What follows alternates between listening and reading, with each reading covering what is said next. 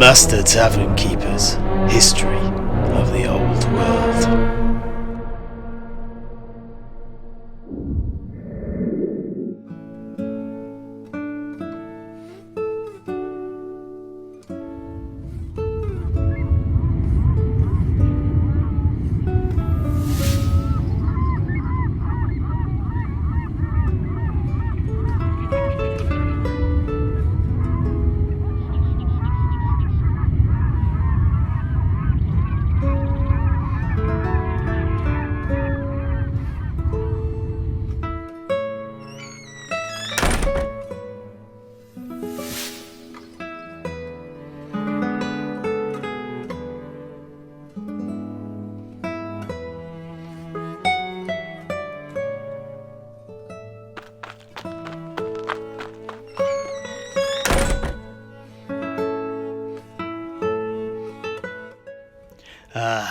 Sorry to make you all wait.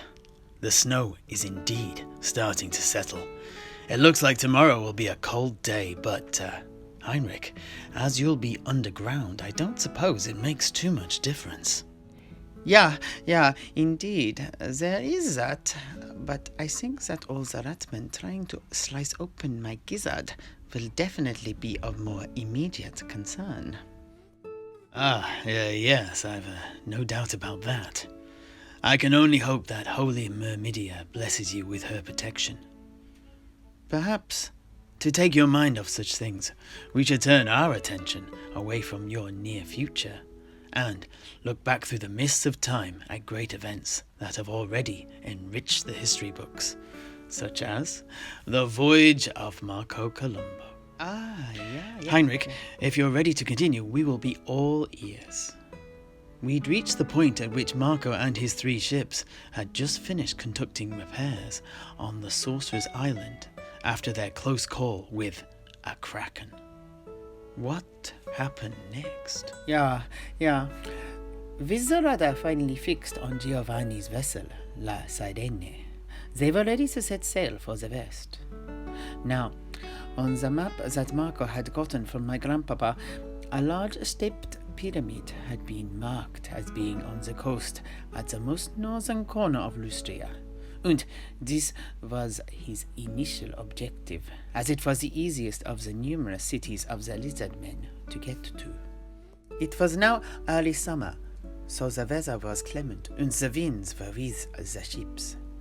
They were to be at sea for the next 4 months, but the good weather would not be with them for that period. Not by a long stretch. The route that Marco intended to take to reach the coast of Lustria was not exactly direct.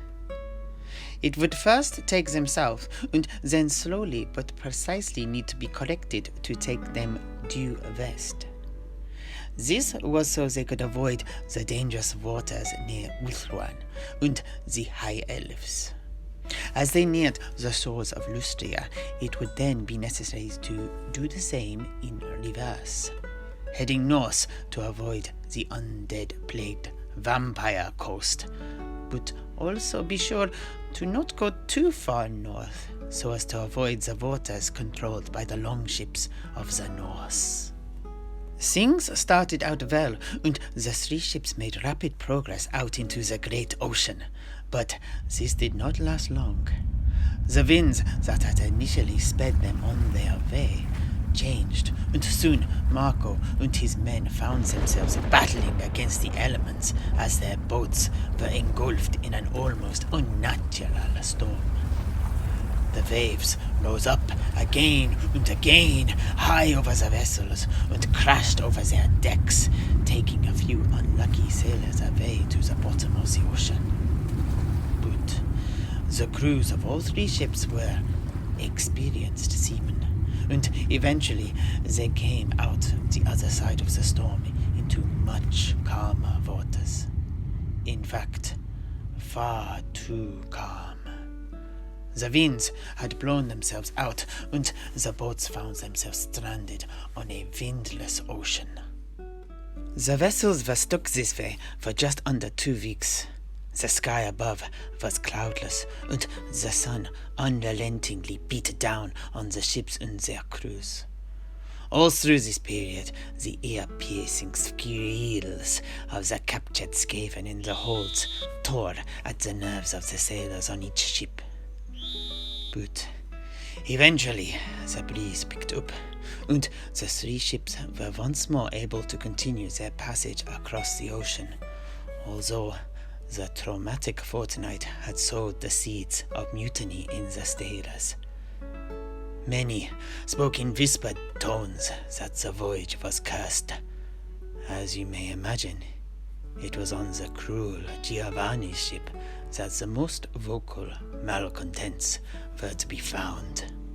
The vessels made good progress for the next few weeks until, suddenly, the sky became blocked out by unnatural dark clouds, and the compasses on each ship began to spin wildly round and round. The phenomena continued for the next few days of sailing, and showed no signs of abating. Stubborn Marco continued to sail onwards despite the fact that he could neither see the stars nor the sun. Once more, mutinous voices began to stir up dissent amongst the crews, and calls to abandon the voyage grew. The three captains eventually held a meeting, and Giovanni himself brought the issue up with Marco. Marco, you have to understand. We have been mauled by a kraken, half drowned by the fury of man, baked dry on the becalmed waters, and now we are lost in some cursed part of the ocean, and through it all we have had to endure the piercing squeals of those wretched ratmen you've chained up below decks. We are not meant to reach the lands of Lustria. Let us turn back now. There are many riches on the island of sorcerers. We can recoup our losses there. No! Speak sense, Giovanni. We've come too far to turn back, and I certainly would not give up on our quest just to simply raid and plunder our allies. These travails are merely sent to test us. Look to the skies. The gods will give us a sign. I guarantee it. At that very moment, as he gestured to the sky, a vast flock of gigantic reptilian bird-like creatures soared overhead. Marco immediately recognized them as pterodons, the creatures he had read about in the tale of Ibn Jalaba many years earlier. He also realized that such a flock would be heading towards land, and he quickly gave instructions for the three ships to follow the flying creatures. This was the first of many groups of pterodons that the trio of boats would follow as they traversed the ocean, all heading in the same direction. The migrating flocks led Marco and his crews out of the mysterious part of the ocean they had been trapped in, and within sight of the shores of Lustria. It took the ships less than a week to sight land, and to finish off this part of the story of Marco's journey to the New World, I think it would be appropriate to quote directly from his official record of the voyage, which I have with me. On the eve of the feast of sacred Mermedia, our lookout in the crow's nest sighted land. I was sure it was Lustria at last. We had been at sea for 144 days, and the men were getting restless. For the last few days I had seen mutiny in their eyes. Now everybody cheered, and the prospect of fresh water, food, and perhaps riches banished all thoughts of mischief from their minds. We anchored offshore and prepared to land the next day.